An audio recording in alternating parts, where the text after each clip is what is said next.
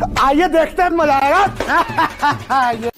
hi friends सब Kenta अछ आशा कर मुई सब भल थी बोली करी आज काली गोटे डुली धान काटी थिलु एबे देखि जाउचे पड़ा पुड़ी हिचे कि केंता बोली करी काहे जे बोले गोटे डुली थिला ना बाकी काटवा लगी बाकी डुली तो काटी थिलु ना बोलन काहे जे कारण काना बोले हे डुलीटा ई धान नहीं थी ताटी कोचा थिला बोल कर डुली नहीं काटी बोल कर रही थिला धानटा आज काटलु से डुली धान जे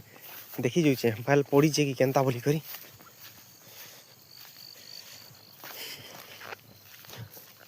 बाकी तो देखि पारुथिबो ई डुली काटथिलु धान काली पड़ी जे कि केंता बोली कर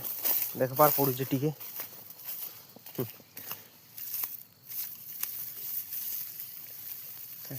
काहे बोले मशीन ने काटलु देखो धान पड़ी जे तले केते नी केते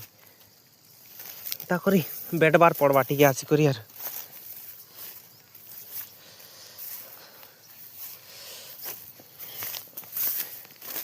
ठीक अच्छे फ्रेंड्स मुई धान बेटसी